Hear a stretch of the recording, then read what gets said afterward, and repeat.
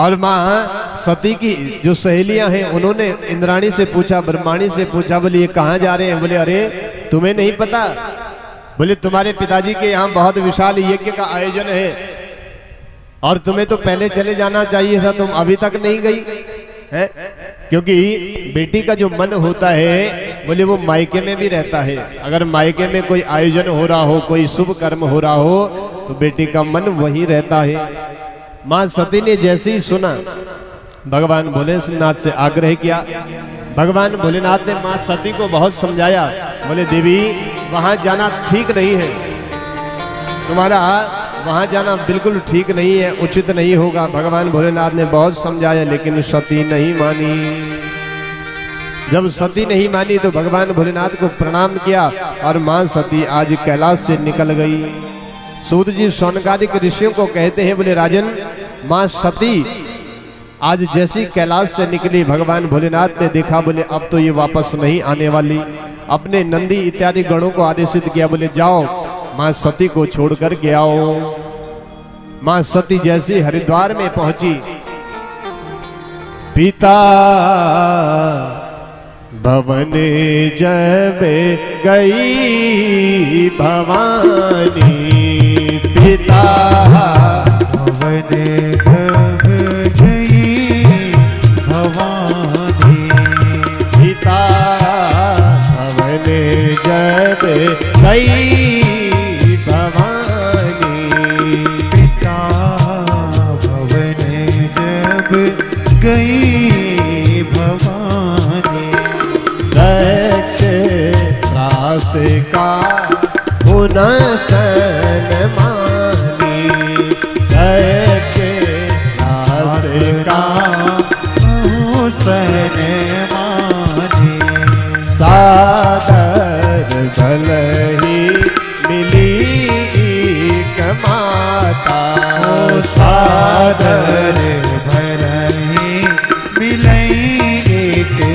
माता, भगिनी मिली बहुत ही मुस्काता, भगिनी मिलई बहुत मुस्काता, सादर भले ही मिली एक माता, माँ से मिली, बहनों से मिली, लेकिन दक्ष के भय से कोई भी ढंग से आज सती से नहीं मिला। माँ सती दक्ष प्रजापति के पास जाती है। दक्ष प्रजापति भी माँ सती को आज देख करके अनदेखा कर देते हैं। दक्ष न कछु पूछी कुशलाता, सत ही बिलो की जरे सब गाता। दक्ष ने भी आज सती को ज्यादा देखा नहीं, ज्यादा किसी भी प्रकार से सती के साथ बातचीत नहीं करी। तो माँ सती ने मन में विचार किया, बोले इतना बड़ा यज्ञ है, सब इतने बड़े यज्ञ में व्यस्त होंगे। होता है ना, जब बड़ा यज्ञ होता है तो हर किसी से नहीं मिला जाता है, हर किसी से बातचीत नहीं हो पाती है? तो इस बड़े यज्ञों में आयोजक से नाराज भी नहीं होना चाहिए कि हमसे तो मिले भी नहीं, हमसे तो बात भी नहीं करी, हमारे साथ तो बैठे भी नहीं। बड़े यज्ञों में होता है, कोई छूट जाता है, कोई चला जाता है, कोई मिल जाता है। ऐसे ही माँ सती ने विचार किया। माँ सती विचार करते करते मन में आज भावना जागृत हुई, जरा देखो तो सही यज्ञ मंडप को। ऐसा अद्भुत यज्ञ मंडप सजाया था महाराज। सूत जी शौनकादिक ऋषियों को कहते हैं कि माँ सती जैसी यज्ञ मंडप में गई तो सती मैया ने आज देखा कि कहीं भी भगवान भोलेनाथ का भाग नहीं है। सती जाही देखे हो तब जागा, सती जाही देखा हो तब जागा, कहो नदी शंभू कर भागा, नदी शंभू कर भागा। सती मैया ने जैसे देखा कि शंभू भगवान भोलेनाथ का भाग कहीं भी नहीं है, मां सती को क्रोध आया है। मां सती ने दक्ष को कहा, अरे दक्ष तेरी बुद्धि में विकार उत्पन्न हो गया, आज कितना बड़ा दुर्भाग्य है मेरा कि मैं दक्ष पुत्री कहलाती हूँ। आज मैं इस शरीर से यहाँ पर नहीं रहने वाली हूँ। अब मैं भगवान भोलेनाथ के पास भी नहीं जाने वाली हूँ। मैं नहीं चाहती हूँ कि कोई मुझे दक्ष पुत्री कहे। तुमने बहुत बड़ा अपराध किया है, भगवान भोलेनाथ का तुमने अपराध किया है। जो जगत को चलाने वाले हैं, जगत का संहार करने वाले हैं, ऐसे परमपिता परमात्मा भोलेनाथ का तुमने भाग नहीं लगाया। जाओ, मैं तुम्हें श्राप देती हूँ कि तुम्हारा यज्ञ विध्वंस हो जाए।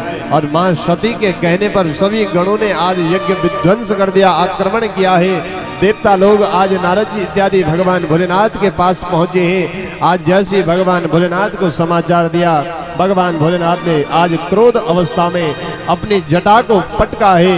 वहीं पर आज भगवान भोलेनाथ ने वीरभद्र को प्रकट किया है और वीरभद्र को प्रकट करके आज अद्भुत शक्तियों को प्रकट करके दक्ष के यहाँ भेजा है। बोले सारा यज्ञ विध्वंस कर दो।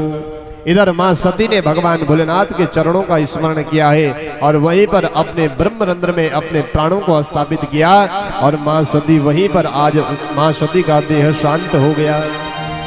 मां सती का देह शांत हुआ। सारे देवता घबरा करके अपने अपने लोक को जाने लगे। इधर वीरभद्र इत्यादि गण आए, इन्होंने सारे यज्ञ को विध्वंस किया। जो दक्ष प्रजापति है उसका जो सर है उसे मरोड़ मरोड़ करके और सर को धड़ से अलग करके सर को हवन कुंड में डाल दिया। जैसे ही हवन कुंड में डाला, सारे देवता सारे दैत्यों में हाहाकार होने लगा। सबको आज समाप्त कर दिया गया। यज्ञ शांत हो गया। भगवान के गण कैलाश गए हैं, सारे देवता कैलाश में पहुंचे हैं। भगवान की स्तुति करिए, भोलेनाथ आप अब यज्ञ को पूर्ण करें। भगवान भोलेनाथ क्षणे रुष्टा क्षणे तुष्टा। भगवान भोलेनाथ देवताओं के कहने पर आए। भगवान भोलेनाथ ने कहा, बोले जजमान कहाँ है? बोले भोलेनाथ जजमान आपके सामने पड़ा हुआ। बोले ये इसका सर कहाँ गया? बोले सर का तो पता नहीं है। वीरभद्र ने कहा, बोले सर तो स्वाहा हो गया। बोले ये जो यज्ञ पशु है बकरा, इसका सर लगाओ इस पर। भगवान भोलेनाथ ने अपने ससुर जी पर बकरे का सर लगाया है। और बकरा कैसे करता है? कैसे करता है बकरा? अरे मैं करता है कि नहीं करता? बताओ, शर्म लग रही? कैसे करता है बकरा? मैं है। अगर ज्यादा जीवन में मैं आने लगे ना कि मैं नहीं होता और मैंने किया और मैं है, देखा होगा आपने कई लोगों को, वो मैं बहुत लगे रहते हैं। तो समझ लेना जिसकी मैं ज्यादा होने लगी उसका हाल दक्ष प्रजापति की तरह होने वाला है।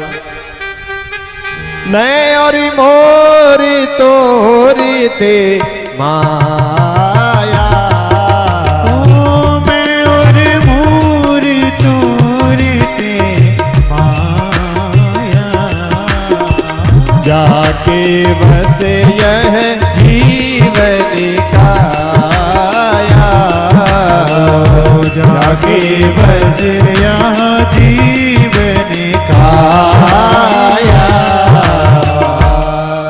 जीवन में अगर ज्यादा मैं आने लगे तो तुरंत संभल जाना, उस मैं को भगवान के साथ जोड़ देना। मैं ठाकुर जी का दास, मैं प्रभु का दास। अगर वो मैं भगवान से जुड़ गई तो बच जाओगे और वो मैं संसार से जुड़ जाएगी तो समाप्त हो जाओगे। ये सूत्र है। भगवान भोलेनाथ ने सारे यज्ञ को संपादित किया। आज जैसी दक्ष प्रजापति ने यज्ञ को पूर्ण किया है, दक्ष प्रजापति आज बम बम बम बम बम बम बोलने लगे और उस बम बम को सुनकर के भगवान भोलेनाथ प्रसन्न होने लगे। आपने देखा होगा अभी कांवड़िया आए थे, वो क्या बोलते हैं? बोलो, बम बम भोले। बोलते कि नहीं बोलते? तो बम बम बोले क्यों बोलते हैं?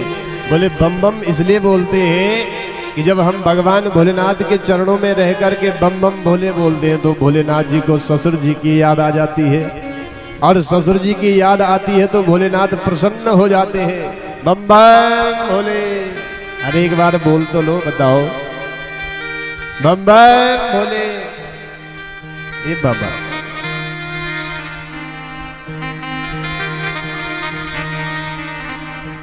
तो बम बम बोल करके किसकी याद आती है? ससुर जी की याद आती है और भोलेनाथ प्रसन्न हो जाते हैं। ऐसी अद्भुत महिमा, हरि अनंत हरि कथा। अनंत, भगवान अनंत है, भगवान की कथाएं भी अनंत है।